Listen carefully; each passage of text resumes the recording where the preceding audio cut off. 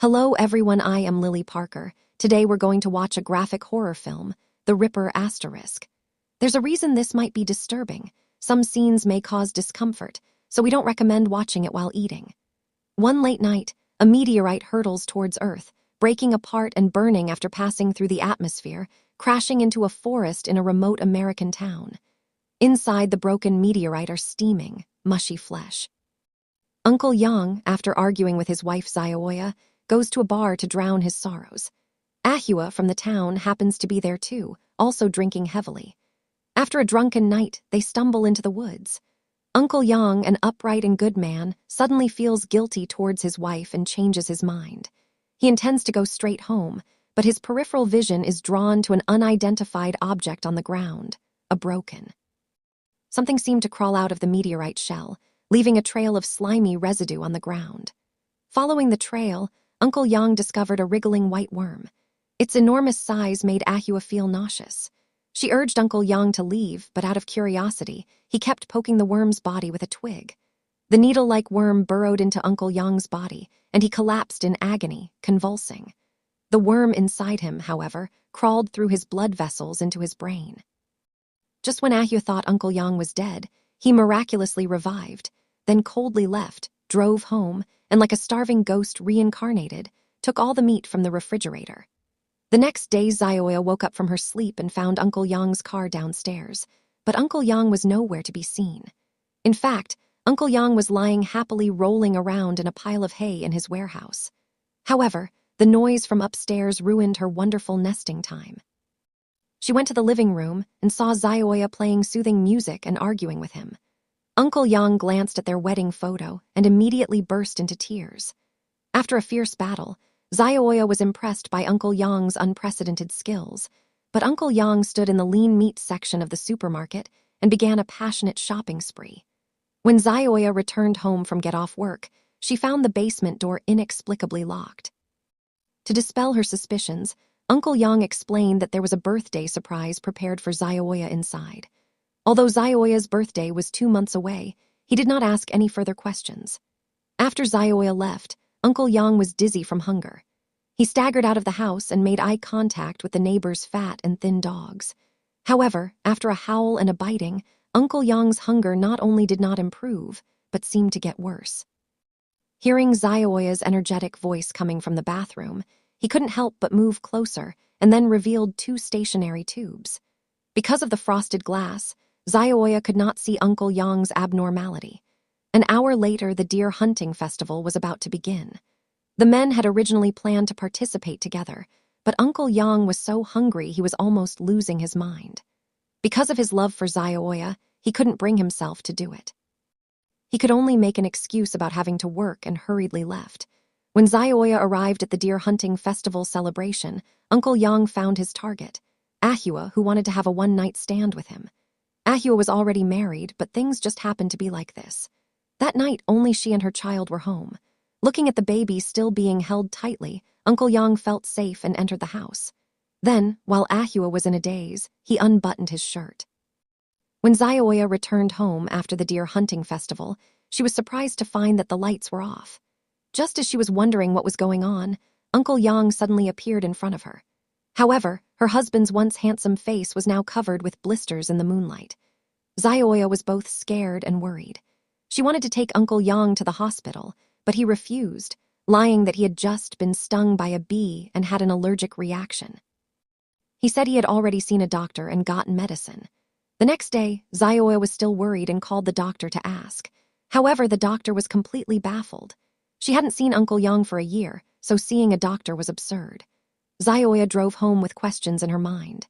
When she passed the town's notice board, she saw that it was full of missing cats and dogs.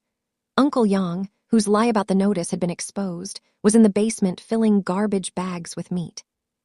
He carried 2 bags of raw meat into the woods, his destination an abandoned barn. Opening the wooden door, he heard Ahua's voice from inside. Ahua wasn't dead. She had been tied up deep inside the barn by Uncle Yang. She showed no signs of being kidnapped, only crying and complaining about being too hungry. Uncle Yang quickly dumped the raw meat on the ground. Ahua picked up a piece and wolfed it down. In fact, Uncle Yang's feeding tube had multiple uses. When he hunted Ahua, he also inserted insect eggs into her body, so Ahua's body had become a breeding ground for insects. A breeding ground for insects, and she herself was also infested by them. Meanwhile, the police received a report of Ahua's disappearance. They investigated the scene and learned that someone had witnessed Uncle Yang entering Ahua's house, after which Ahua disappeared. Zioya didn't believe Uncle Yang would do such a thing, but she still felt uneasy about the mysteriously locked basement. So Zioya used a baseball bat to break the lock and then opened the basement door. The overwhelming stench that hit her made Zioya feel nauseous. She forced herself to go downstairs and quickly called the police. But as soon as the call connected, Uncle Yang, who had just returned home, discovered her. Uncle Yang thought Zioya. Upon contacting his lover, he was instantly enraged and recklessly revealed his true form, wanting Zioya to also get pregnant with the worm. Zioya struggled to escape, but Uncle Yang's arm suddenly lengthened and softened, then strangled Zioya's neck. At the critical moment, patrolling police officers rushed in. Uncle Yang, outnumbered, quickly swung his arm and ran away. The police searched for Uncle Yang for 3 days, but unfortunately they couldn't find a trace of him. The mayor was as anxious as an ant on a hot pan, thinking that the sheriff's information might be wrong. How could a human arm be as soft as an octopus tentacle? Just as they were arguing, another attack occurred. All the dogs on a ranch were killed, either disemboweled or accidentally separated. The ranch's cattle were dragged away. Based on the drag marks, the sheriff judged that Uncle Yang had hidden in the woods. However, the woods around the town covered 100,000 acres, and the town's police force was quite limited. Searching the woods was like finding a needle in a haystack. The sheriff reanalyzed Uncle Yang's crime trajectories and found that he was moving in one direction. Unsurprisingly, the next ranch attacked by Uncle Yang would be Strummer. Therefore, instead of a large-scale search, the police decided to guard the ranch and the kangaroo rabbits. With the ranch owner's consent, they set up stakeouts in 3 locations on the ranch.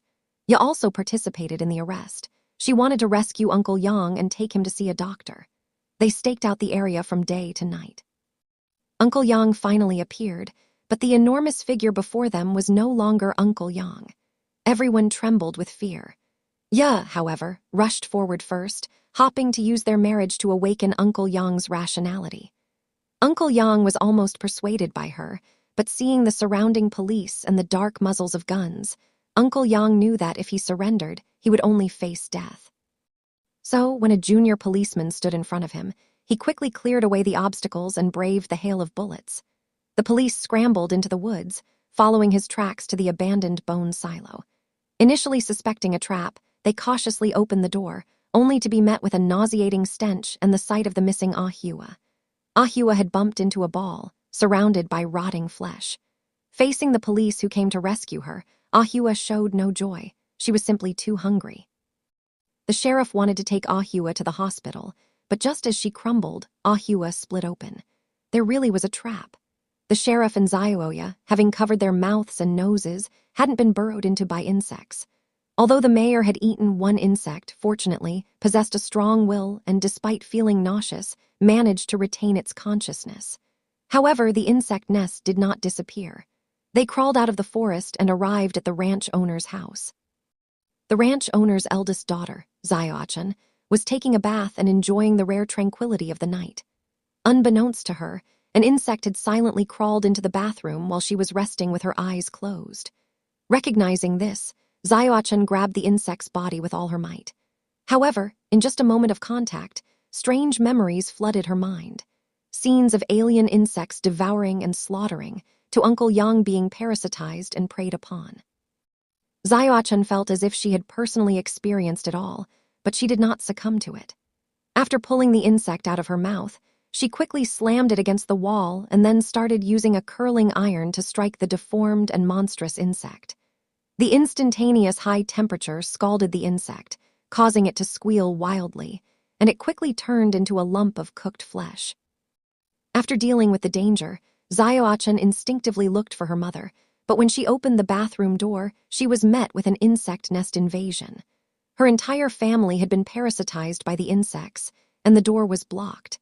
Zioachan could only escape through the window. Outside the window was a platform, and Zioachan jumped off the platform onto the lawn outside.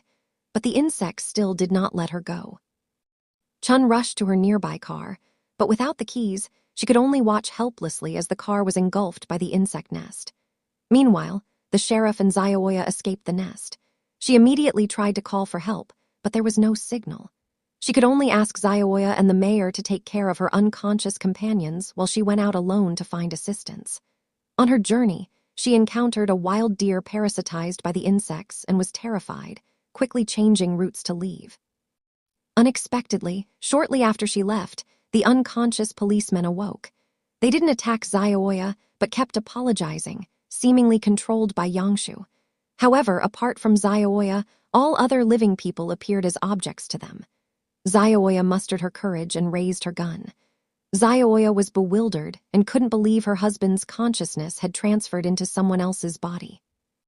While she was reeling from the shock, the captured policeman tried to draw his gun to fight back, only to be sprayed with a corrosive acid that killed him instantly. Only then did Zioia realize that her companions weren't Yangshu, but rather walking corpses controlled by the insects. So Zioia pulled the trigger, blasting the walking corpses' heads apart. The insects hidden inside the skulls, however, did not. Death screamed as it escaped from the corpses. Zioia and the mayor took advantage of the chaos to run away. Meanwhile, Zioachan encountered a similar situation. Because her car was well sealed, she was not attacked by the insect hive. However, after the hive receded, her family members who were controlled by the insects woke up. They spoke words of concern as they used to, but their hands fiercely smashed the car windows. Just then, the sheriff arrived. Zioachan hurriedly asked the sheriff for help, but unfortunately, in the insect world, the sheriff's identity and status were not recognized. The evidence of being parasitized by the insects frantically pounced on the sheriff. Fortunately, the sheriff's dodging ability was good, and the police car was parked not far away. On the way, when the ranch employees were all caught off guard and attacked, the sheriff had already closed the car door. At the same time, Zioia and her companion escaped from the woods. The four-person group, having escaped their pursuers, got into the police car returning to town, but each of them was inwardly shaken. The sheriff warned his colleagues at the police station to be careful, but unexpectedly, one of his colleagues was parasitized by insects the next second. The mayor, in a fit of rage, wanted to drink to relieve stress, but because he didn't have his usual brand, he went berserk and smashed the owner's property. Although the town appeared calm, he quietly revealed a shocking secret. When the town was invaded by insects, he felt as if he had become part of the insects. The insect's true form isn't a chubby fish, but a needle-like creature. It comes from outer space and wanders across various planets. Wherever there's life, it attacks. Some become breeding grounds for its eggs, others are controlled by the insect, and the rest are eaten until all life on the planet is wiped out. Now, Earth is also facing this catastrophe. After hearing this, the sheriff and the two quickly pieced together the information. They discovered that these insects have no brains or reproductive organs, only a collective consciousness. Their spread and growth require imitating surrounding organisms, resembling a conscious virus. However, humanity has no way to stop this virus. After entering the town's territory, the sheriff contacted his colleagues at the police station again. They were knocked unconscious in the sudden impact. The sheriff was the first to recover, but he couldn't disperse the attacking zombies. Unexpectedly, the entire town had been invaded by the insects. The two were carried away by the zombies, and the mayor was dragged away as well. Only Zioachan and he escaped the encirclement. To rescue the two and the mayor, they needed to kill the insect's true form, which was hidden inside Uncle Yang's body. Killing Uncle Yang would eliminate all the insects. The police station had a bomb that could be used to kill Uncle Yang, so the sheriff returned to the station to retrieve it. There was a trap there, and a parasitized wild deer had been waiting for a long time. Despite his tall and strong appearance, the sheriff was attacked by the wild deer and had no chance to fight back. Fortunately, Zioachan was also quite strong and took care of the wild deer with just a fire extinguisher. Afterwards, the two of them took the bomb and followed the direction of the luggage and food shipment to find Uncle Yang's hiding place. It was Uncle Yang's mansion. The zombies wanted to make the two of them feel at home and were very attentive in cleaning him. However, When the two of them opened their eyes and woke up, he only wanted to escape from the mansion. The zombies were more aggressive than the two of them. Even worse, he was thrown into a deep basement where a group of walkers were feeding. As a half-walker himself, Zheng only wanted to open the basement door and escape. Meanwhile, the two young men plucked the feverish bristles from a brush, leaving only the sharp handle, and opened the bedroom door. Outside, Uncle Yang was playing moody music, making the town seem as beautiful as ever. But Zheng, attacked by the insects, was hungry and wanted to eat. He crawled towards nearby corpses, painfully and satisfyingly tearing at their arms. Seeing the sheriff arrive to rescue him, Zheng had only one request. The insects wouldn't understand Zheng's suicidal desire. At that moment, he was controlled by the insects.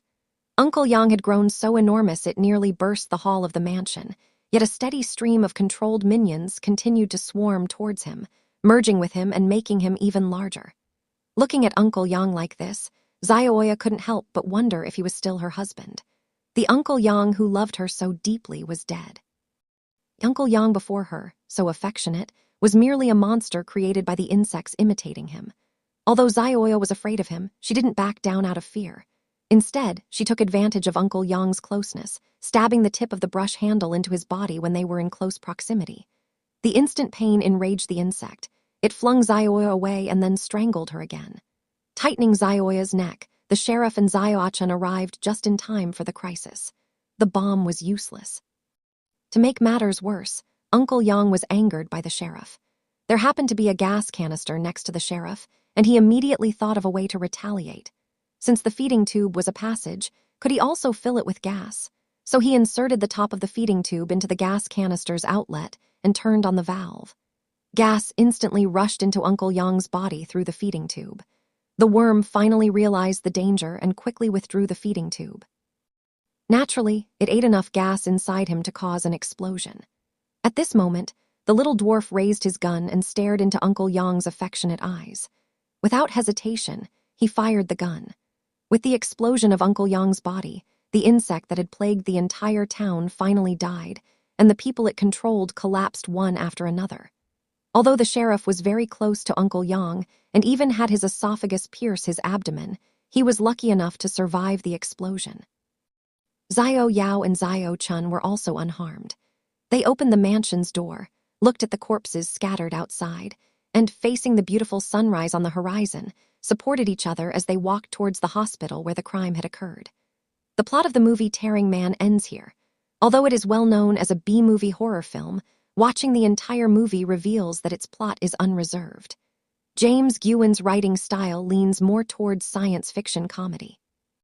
On this foundation, he also vividly portrays the tragic nature of Uncle Yang's struggles. Therefore, despite the disgusting insect makeup, the film's plot flows smoothly and is quite enjoyable. In fact, Uncle Yang's transformation was achieved using silicone by the makeup artist. The sheer quantity of silicone needed caused a temporary shortage for silicone manufacturers. Furthermore, the scene where Erhua splits open features approximately 500 large fish, all made from high-strength thermal gel. Thinking about it this way, doesn't it seem less terrifying? Building on this foundation, James Guan also vividly portrayed the tragic nature of Uncle Yang's struggles. Therefore, despite the disgusting makeup on the insects, the film's plot flowed smoothly and was quite enjoyable. In fact, Uncle Yang's transformation was achieved using silicone by the makeup artist. The sheer quantity of silicone needed caused a temporary shortage for silicone manufacturers. Furthermore, in the scene where Erhua splits open, there were approximately 500 large fish, all made from high-strength thermal gel. Thinking about it this way, doesn't it seem less terrifying? Building on this foundation, James Guan also vividly portrayed the tragic nature of Uncle Yang's struggles. Therefore, despite the disgusting makeup on the insects, the film's plot flowed smoothly and was quite enjoyable. In fact, Uncle Yang's transformation was achieved using silicone by the makeup artist. The sheer quantity of silicone needed caused a temporary shortage for silicone manufacturers.